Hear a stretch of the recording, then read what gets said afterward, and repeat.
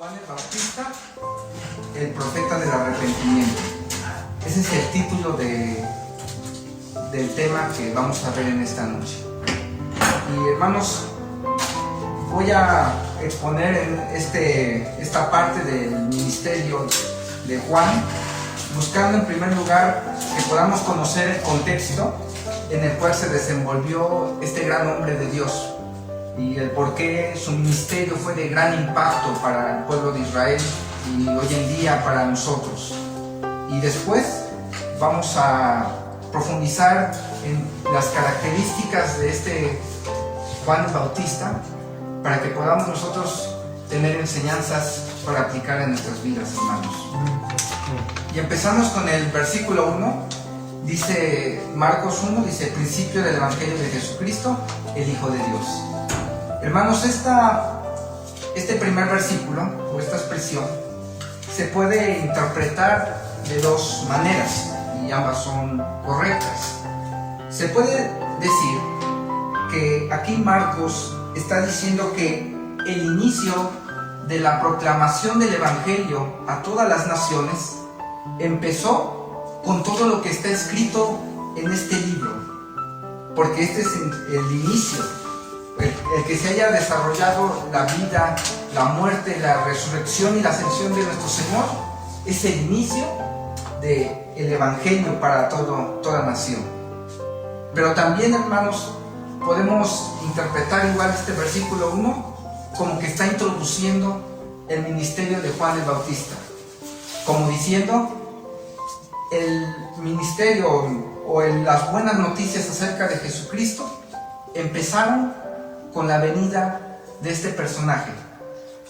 Y esto, en este sentido, es como quiero que lo analicemos en esta noche. Vamos a ver cómo es que inician las noticias más grandiosas que han existido en toda la historia. Todo empezó, estas buenas noticias de Dios empezaron con la llegada de este hombre. Y aquí dice en el versículo 2: voz del que clama en el desierto. Dice, como está escrito en Isaías el profeta: he aquí yo envío mi mensajero delante de tu faz, el cual preparará tu camino. Hermanos, aquí vemos que esto ya estaba profetizado desde el Antiguo Testamento. El Señor aquí da cumplimiento al tiempo en el cual Cristo aparecería en la historia. Empezó mandando un mensajero, y en la antigüedad, cuando se iba a tener la visita del rey, se mandaba un mensajero que iba antes de él y se aseguraba que el camino era seguro para que transitara el rey, pero asimismo era también enviado para anunciar su venida. Y este es el sentido en el cual Juan es mandado por el Señor, para que él preparara de una manera simbólica el camino para el Señor Jesús, y ese camino lo iba a preparar en los corazones de cada uno. Y aquí, hermanos, aunque dice Isaías, dice como está profetizado en Isaías el profeta, de hecho en los mejores manuscritos griegos así dice, como lo tenemos en Reina Valera, pero, hermanos, hay otros manuscritos que dicen como está escrito en los profetas. Y esto porque, aunque vemos que se menciona Isaías, realmente está citando de dos libros. El primero que dice: he aquí envío mi mensajero delante de tu faz, esa es la profecía que está en Malaquías capítulo 3. Y quisiera que fuéramos a esa cita, se los pongo aquí en la proyección, donde dice la palabra del Señor, dice: he aquí envío mi mensajero, el cual preparará el camino delante de ti, y vendrá súbitamente a su templo el Señor a quien ustedes buscáis. Dice también: y el ángel del pacto a quien deseáis ustedes, he aquí viene, ha dicho Jehová de los ejércitos. ¿Y quién podrá soportar el tiempo de su venida? ¿O quién podrá estar de pie cuando Él se manifieste? Porque Él es como fuego purificador y como jabón de lavadores. Y hermanos, es el sentido de estas palabras. Era un mensaje de juicio, de hecho. Si nosotros leemos Malaquías, cuando el Señor está hablando por medio de este hombre Malaquías y anuncia sobre la venida de Juan, el contexto en el cual lo está diciendo es un contexto de juicio, de juicio purificador, porque en aquel entonces, cuando se escribía Malaquías, el pueblo de Israel había caído en una gran desolación espiritual. De hecho, hermanos, el pueblo de Israel tenía casi un siglo que había regresado de la cautividad de Babilonia. Y aunque en un inicio estaban gozosos de que Dios les proveyó para que pudiesen regresar a la tierra de Israel y reconstruir el templo, al pasar los años vino una frialdad espiritual. Porque ahora, desde los sacerdotes, el liderazgo de aquel entonces, daban sacrificios mediocres al Señor. Daban animales que ya estaban muertos, que estaban ciegos, cojos, y eso es lo que se le ofrecía. Y hermanos, eso a lo mejor nosotros no lo entendemos a veces a profundidad, pero para un judío es algo muy grave el ofrecer un sacrificio defectuoso. Es más, la misma ley de Levítico lo prohibía. Pero ellos daban esa ofrenda Alá y se va, sin preocuparse si le agradaba o no al Señor. Y el pueblo también siguió el ejemplo. Por eso ahí en Malaquías condena muy fuerte a los sacerdotes, porque por su culpa el pueblo también se hizo tropezar. Y aquí, en ese juicio que el Señor está hablando a través del profeta, manda una esperanza. Porque si es cierto, cuando usted lee Malaquías, empieza diciendo acerca del amor, el amor que Dios tiene hacia su pueblo. Porque cuando el Señor nos reprende, primero nos deja en claro que Él nos ama, que Él ha tenido un especial afecto hacia su pueblo, para nosotros también. Y una vez que Él nos deja en claro su amor, ahora empieza a reprender. Y ahí es en donde reprende, pero en medio de esa reprensión que condena las malas actitudes de los sacerdotes, la falsa profesión de fe del pueblo, manda una esperanza, que vendrá un mensajero que le preparará el camino al Señor a quien ustedes buscáis, es decir, al mismo Dios hecho hombre, nuestro Señor Jesucristo. Y imagínense, hermanos, el ministerio que tuvo este hombre de Dios. Es en un momento en el cual, igual en la época cuando sale este profeta Juan, también habían pasado 400 años aproximadamente de silencio. Y el pueblo estaba a la expectativa de cuándo iba a venir el Mesías. Y aparece este hombre, que debió haber sido un hombre demasiado fuerte, demasiado duro, hermanos, porque para predicarle al pueblo de Israel y decirles generación de víboras a los líderes religiosos de esa época, y para llamar al arrepentimiento a las personas, porque lo que menos quiere la gente es que le digan cuáles son sus pecados. Entonces, él debió de haber sido un hombre que no negoció el Evangelio. Y ahí es donde podemos nosotros empezar a tomar lecciones para nuestras vidas. Tenemos que ser como Juan el Bautista. Tenemos que predicar el Evangelio aún cuando la gente se moleste, lo decía nuestro hermano. Aunque a veces peligre nuestra vida, pero nosotros debemos de decir el Evangelio tal cual, sin negociarlo, sin rebajarlo, hermanos. Y ahora les quiero pasar a la segunda profecía, que aquí sí es de Isaías. Antes de pasar, hermanos, quiero aclarar que aunque aquí Marcos no menciona el nombre de Malaquías, no es de que se haya equivocado, sino que al mencionar estas dos profecías juntas, y al mencionar solamente a Isaías, lo que él quiere es como que darle más hincapié a Isaías, por ser el profeta que más habla acerca de la venida de Jesucristo, nuestro Salvador. Por eso es que él se enfoca más en mencionar a este profeta. Y la profecía que se extrae de ese escrito de él, de Isaías, Es esta voz de que clama en el desierto. Preparar el camino a Jehová. Vemos que aquí Jesucristo se iguala a Jehová. Enderezar calzada en la soledad a nuestro Dios. Todo valle será alzado, y bájese todo monte y collado, y lo torcido se enderece, y lo áspero se allane, y se manifestará la gloria de Jehová, y toda carne juntamente la verá, porque la boca de Jehová ha hablado. Y esta profecía nos lleva al desierto de Judea. El desierto viene a ser una imagen del corazón de cada hombre que ha pisado la tierra. Así como en el desierto casi no hay nada que ver, hay desolación, hay sequía, el corazón de cada familiar de usted que no tiene a Cristo, o de cada persona que usted se topa en el trabajo o en la calle y que no tiene a Cristo en su corazón, es un desierto. Es un completamente desierto, donde no hay vida, donde a lo mejor algunos aparentan ser felices, pero solamente es como una cubierta hueca de algo que no se puede llenar, que no puede reverdecer, como un desierto.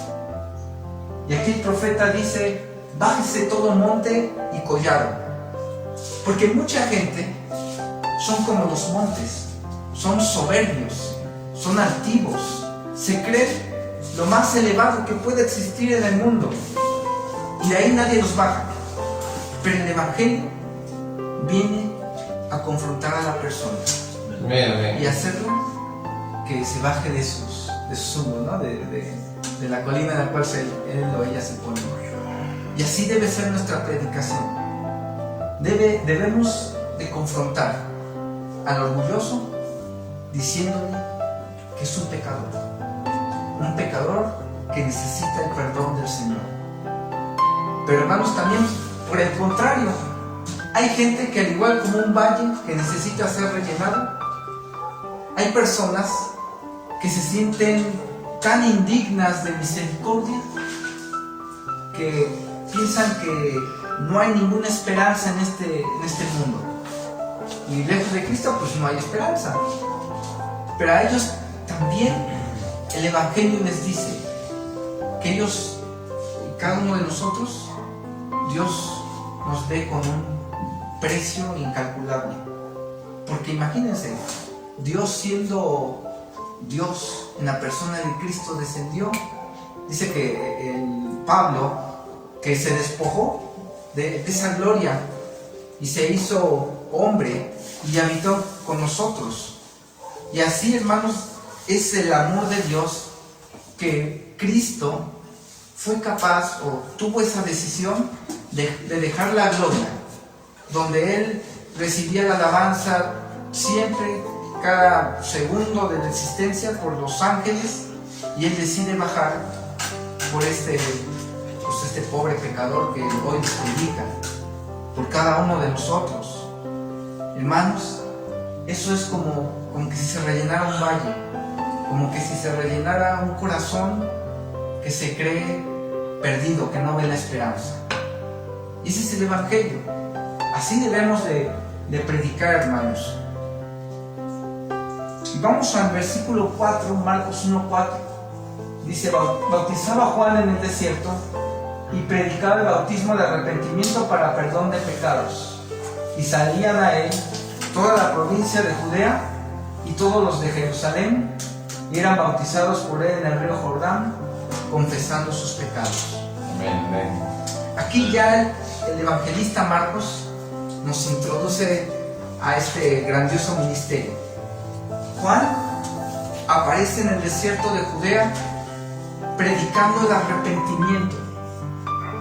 Y así es como inicia el evangelio. Inicia poniendo el dedo en la llaga. No empieza como muchos hoy en día predican, de prosperidad, y que si alguien viene al Señor, Dios le va a multiplicar la ofrenda que dé y será multimillonario. O aquellos que empiezan a lo mejor ablandando el mensaje diciendo: Dios te ama y tiene un gran propósito para ti.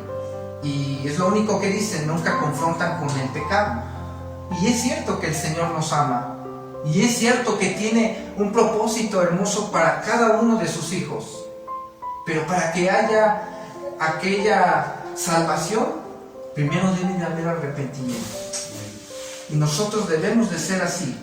Predicar a la gente que es pecadora y que necesita el arrepentimiento porque está camino al infierno. Ese es el mensaje, hermanos. Ese es el evangelio realmente. De hecho, aquí Marcos nos resume en qué consiste el evangelismo, porque aquí dice que cuando Juan fue encarcelado, Jesucristo nuestro Señor aparece y predica: arrepentíos y creed en el evangelio. Los dos elementos de todo buen evangelizador: hablar acerca del pecado y confrontarlo, y también presentarle la fe, y que debe creer, porque por fe viene la salvación, no por obras. Y aquí vemos que cuando aparece Juan y empieza a bautizar, la gente empieza a acudir a él, porque ellos oían el mensaje verdadero del Señor. Cuando nosotros prediquemos el evangelio, habrá gente que nos rechace, pero la gente que realmente el Señor está tocando, vendrá. Algunos de nuestros hermanos a lo mejor tendrán el privilegio, como Juan el Bautista, de que a lo mejor en sus campañas evangelísticas o en algunos lugares de reunión vienen multitudes, porque todavía el Señor sigue obrando, ha estado obrando a lo largo de la historia. Pero a muchos de nosotros a lo mejor nos tocará tener un público reducido, o a lo mejor algunos de nosotros solamente nuestra familia, los conocidos, que podamos hablarles de Cristo. Pero aquí no cuenta tanto el número de personas que a lo mejor estén y levanten la mano, ¿no? A lo mejor para pasar al frente. No sirve de nada si solamente es una fe superficial, porque realmente cuando hablamos de la salvación, son pocos los escogidos, dicen las Escrituras. Amén. Y todavía cuando hablamos del servicio al Señor, cuando dice que hay terrenos, hay unos que producen a 100 por uno, otros a 60, otros menos, ¿no? Entonces todavía hasta incluso entre nosotros los hermanos hay quienes sirven más y quienes sirven menos. No porque no tengan, haya diferencia de talento, sino porque hay menos compromiso por parte de uno. Pero vean que aquí la gente responde a Juan, y él les predica sobre el arrepentimiento y confiesan sus pecados. Amén, amén. Ahí es en donde empezamos el evangelismo en cualquier nivel, ya sea que a usted, hermano, le toque en alguna campaña, a un familiar, aquí en la iglesia, pero siempre empecemos con el arrepentimiento de los pecados. Y después dice el versículo 6: y Juan estaba vestido de pelo de camello y tenía un cinto alrededor de sus lomos, y comía langostas y miel silvestres, y predicaba diciendo: viene tras mí el que es más poderoso que yo, a quien no soy digno de desatar encorvado la correa de su calzado. Aquí había algo importante en el ministerio de Juan, algo muy inusual. En la época de nuestro Señor Jesucristo, se tenía una costumbre para los prosélitos, es decir, aquellos que se convertían a la fe judía. Para empezar, hermanos, quisiera decirles que la Biblia distingue a dos tipos de personas en cuanto a raza o etnia: a los judíos, el pueblo de Israel, y a los gentiles.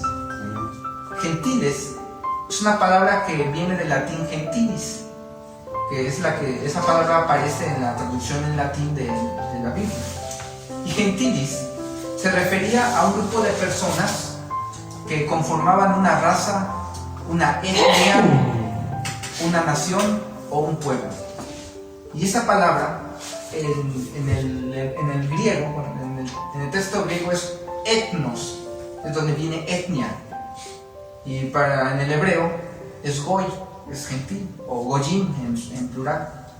Y esta palabra goy o goyim es usada por los judíos hasta hoy en día para referirse a aquellos que son extranjeros, es decir, que no son descendientes por genética de Abraham. todos nosotros somos gentiles. Esa es la división que hace, la distinción, mejor dicho, que se dice en las Escrituras sobre el pueblo judío y el pueblo gentil, nosotros. Pero, hermanos, en esa época, cuando un gentil se convertía a la fe judía, tenía que pasar por 3 cosas. En primera, tenía que circuncidarse, que es cortar el prepucio del aparato reproductor varonil, del miembro varonil, porque esa es la señal del pacto que Dios hizo, que Dios dio a Abraham para con Israel. En segundo lugar, se le tenía que hacer un sacrificio, porque decían los judíos, el gentil, como nunca ha practicado nada de la ley, es impuro por necesidad y necesita ser purificado de todos los pecados que ha cometido en su vida. Y por eso la sangre del cordero, del sacrificio, expiaba los pecados. Y en tercer lugar, tenía que ser bautizado, como un símbolo de que deja su vieja vida y ha muerto a su vida de pecado y vuelve a una vida nueva en la fe judía.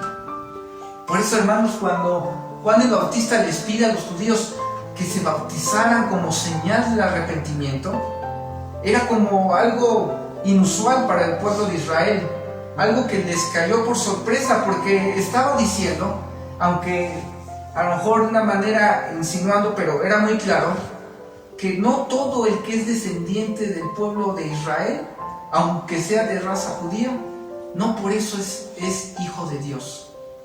Que de hecho está en Romanos 9, que ninguno, que no porque sea judío o israelita de nacimiento, esto no te da la salvación. Como también, hermanos, el ser hijos de padres cristianos tampoco da la salvación, no se hereda. Sino somos hijos conforme a la promesa, los que son los hijos de Dios, es decir, los hijos espirituales. Y hermanos, desde ahí el pueblo de Israel pues tuvo este mensaje, algo que no podían ellos creer. Ellos decían, bueno, entonces también nosotros necesitamos arrepentirnos y creer, porque eso es lo que les causó la impresión a los judíos. Entonces también soy como un gentil, decían ellos, como un gentil, entonces necesito yo también vivo en pecado, no, ya soy hijo de Dios. Y así se creían los fariseos, ¿no? No piensen decir dentro de ustedes, hijos de Abraham somos. Y ahí es en donde está el mensaje del Evangelio, como les digo, el arrepentimiento y creer es lo que nos lleva a la salvación, que es por medio de Jesucristo. Y ahora, ya que vemos el contexto en el cual estuvo este profeta, veamos las características de este gran hombre de Dios. Dice que estaba vestido de pelo de camello y que dice que tenía un cinturón que le ayudaba a sujetar sus ropas, que era la vestimenta de un hombre del desierto. Sin lugar a dudas, esa vestimenta de Juan les recordaría a los judíos a Elías, porque dice también Malaquías que vendría este mensajero con el espíritu y el poder de Elías, es decir, con el mismo sentir que hubo en Elías, con el mismo poder que obró en Elías, también obraría este profeta. Y esa vestimenta rudimentaria del desierto también tiene un mensaje para nosotros. Él no vestía, digamos, a la moda de aquel entonces, era muy rústico hasta en su alimentación. Langostas y miel era de lo más pobre que alguien pudiese comer. Ahí estaba dando un mensaje simbólico también. El arrepentimiento, la humildad que te lleva, que es el camino para que llegues a Cristo. Eso te lo estaba diciendo también Juan con la vestimenta que usaba. Y todavía más aún sorprendente dice, y predicaba diciendo, viene uno más poderoso que yo, el cual yo no soy digno de desatar, agachándome, la correa de su calzado. Y en aquel entonces las personas que tenían esclavos pues tenían el privilegio que a ellos alguien les quitaba la sandalia, porque al acabar el día, al llegar a casa, o estaban enlodados o cubiertos de polvo, y llegaba el amo a su casa, y era la tarea del esclavo acudir rápidamente con el amo y agacharse y quitarle la sandalia y lavarle los pies. Y Juan decía que ni él se sentía digno de esa tarea tan sencilla. Entonces vemos cómo en sus palabras, en su corazón, él es como decir: yo reconozco quién es el que viene detrás de mí. Yo no soy digno de estar ahora en su presencia, porque Él es superior a mí. Y hermanos, ¿cuántos de nosotros pensamos lo mismo de nosotros?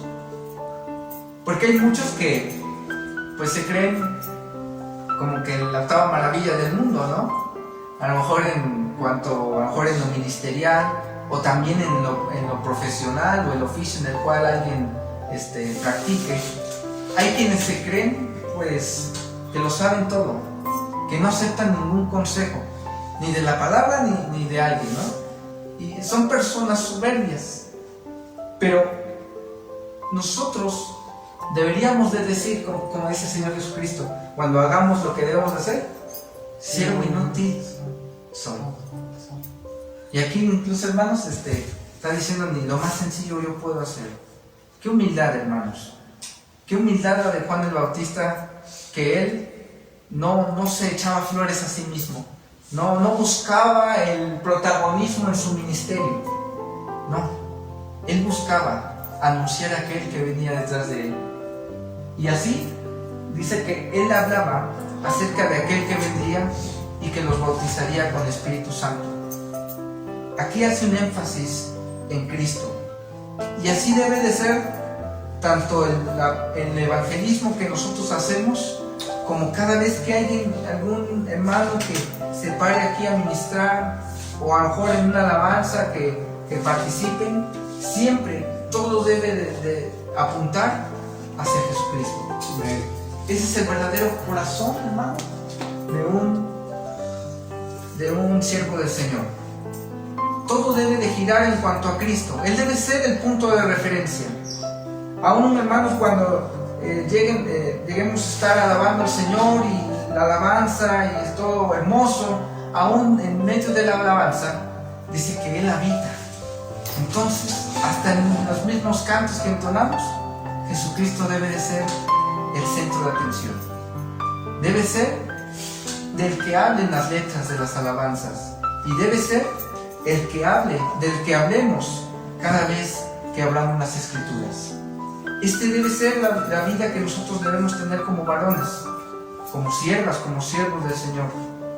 Y hermanos, si en esta noche su servidor no ha sido el instrumento para que ustedes vean a Jesucristo por medio de la enseñanza y podamos contemplar más profundamente el mensaje de su evangelio, entonces lo que yo prediqué es como un címbalo que retiñe, es hueco, no sirve para nada, porque todo verdadero hijo de Dios siempre tiene que poner la mirada, tiene que hacer que todos miremos hacia Jesucristo. Les invito, hermanos, a que hagamos una oración. Vamos a darle gracias por este tiempo que nos ha permitido estar aquí, y vamos a también pedirle que nos ayude a poder imitar este gran ejemplo de las Escrituras, a ser humildes, a que cada vez que los hermanos aquí estén predicando la palabra, o nuestros hermanos que están en alabanza toquen sus instrumentos, o cuando cada uno de nosotros comparta del evangelio, siempre hagamos que la gente mire hacia Jesucristo. Vamos a orar. Amado Padre, te damos gracias por este momento, porque nos has permitido